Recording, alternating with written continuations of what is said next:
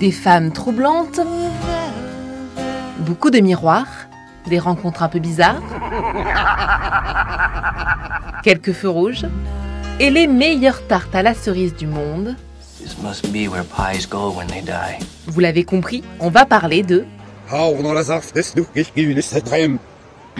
on n'est pas loin. David Lynch.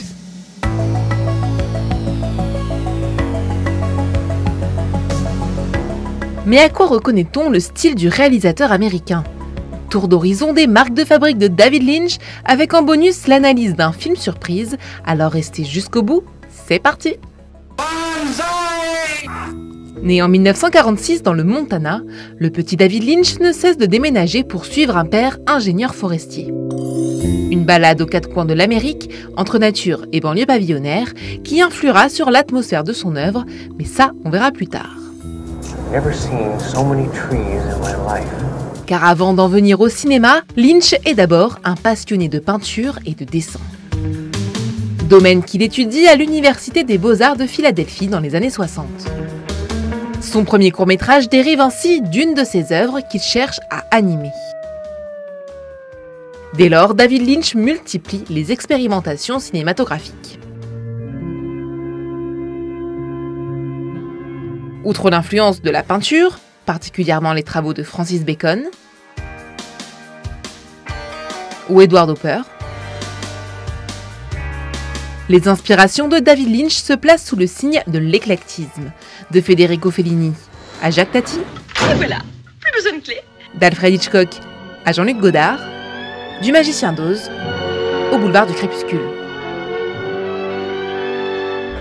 C'est donc en toute logique qu'à 25 ans, Lynch se lance dans la réalisation de son premier long-métrage, Eraserhead.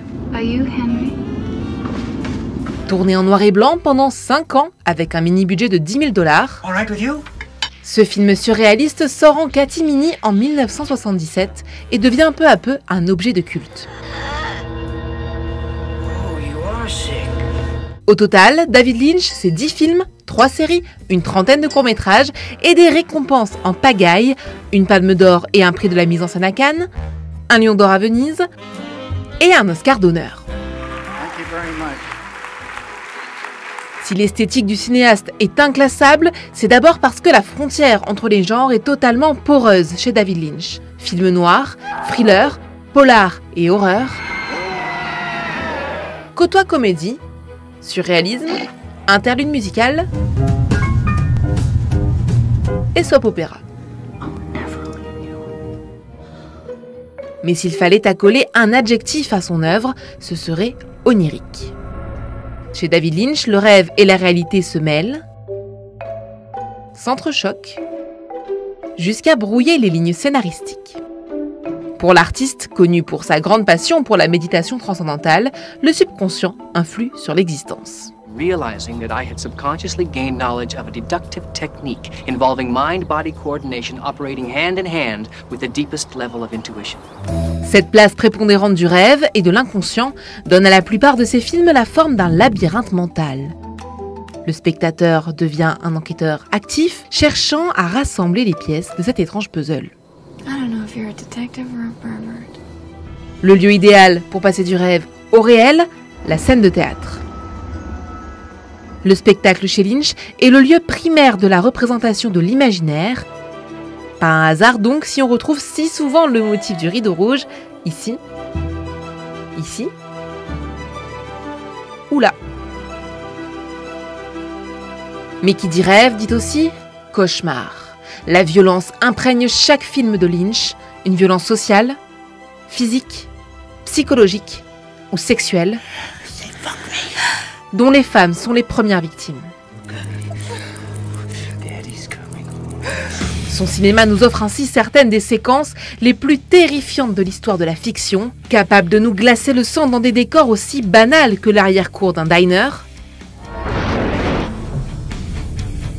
un jardin impeccable ou un salon bourgeois. Car David Lynch cherche à dévoiler les pulsions les plus sombres de la société américaine.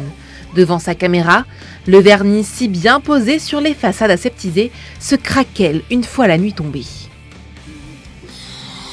Mais ne vous inquiétez pas, pour contrebalancer ce cauchemar, David Lynch a une botte secrète, l'humour. You remind me today of a small Mexican chihuahua. Pince sans rire ou absurde. Le cinéaste est le roi pour injecter de l'étrange dans le quotidien. On découvre ainsi une belle galerie de personnages bizarres, Shut up, Danny. avec une attirance particulière pour la monstruosité physique, que ce soit dans Dune, Eraserhead ou Twin Peaks. Mais la monstruosité est aussi psychique, et ce n'est pas les personnages de Sailor et Lula qui diront le contraire. On en arrive à une autre thématique chère à l'œuvre de David Lynch, la question du double et du trouble identitaire. Il n'est pas anodin qu'un même acteur joue plusieurs êtres dans un film, Patricia Arquette dans Lost Highway, Kyle MacLachlan dans Twin Peaks The Return, Laura Dern dans Inland Empire.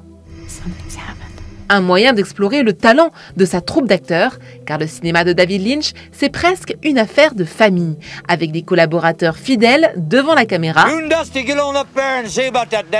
mais aussi derrière, le plus assidu n'étant autre que le compositeur Angelo Badalamenti et ses 13 partitions pour Lynch.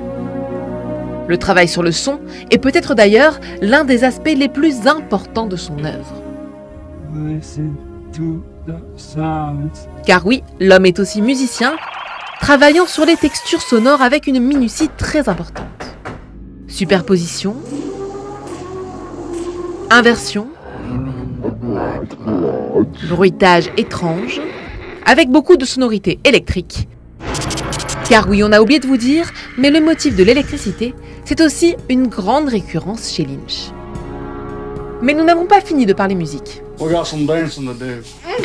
Le cinéaste entretient un rapport étroit avec les artistes musicaux contemporains. Chez lui, on entend du Elvis, du Rammstein, du Roy Orbison,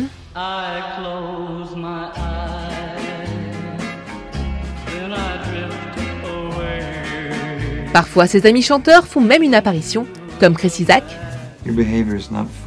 et David Bowie dans Twin Peaks Firewalk With Me. C'est bon? Vous suivez? What the hell? Alors analysons notre film mystère. Celui qu'un panel de critiques internationaux a élu récemment comme le meilleur film du XXIe siècle, Mulholland Drive. La blonde Naomi Watts, jeune première à la conquête de Hollywood, rencontre la brune Laura Harring, rescapée amnésique d'un accident sur la mythique route de Mulholland Drive. I don't know what my name is. I don't know who I am. Le début d'une quête d'identité dans un Los Angeles crépusculaire et plein de mystères. À moins que nous ne soyons dans un rêve? Ou que ces femmes soient en fait d'autres? À l'origine pilote d'une série pour ABC, Mulholland Drive possède une des structures les plus sibyllines de l'histoire du cinéma, Lynch perdant volontairement ses spectateurs dans les méandres de la Cité des Anges. Au-delà de la reprise des thématiques du rêve, du double et des apparences trompeuses derrière le rêve américain, Mulholland Drive est aussi une chronique d'un Hollywood violent où les femmes sont les premières victimes.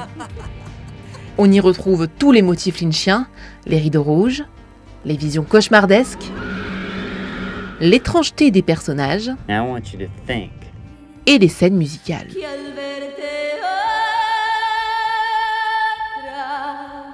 Le rêve s'avère finalement plus doux que le réel.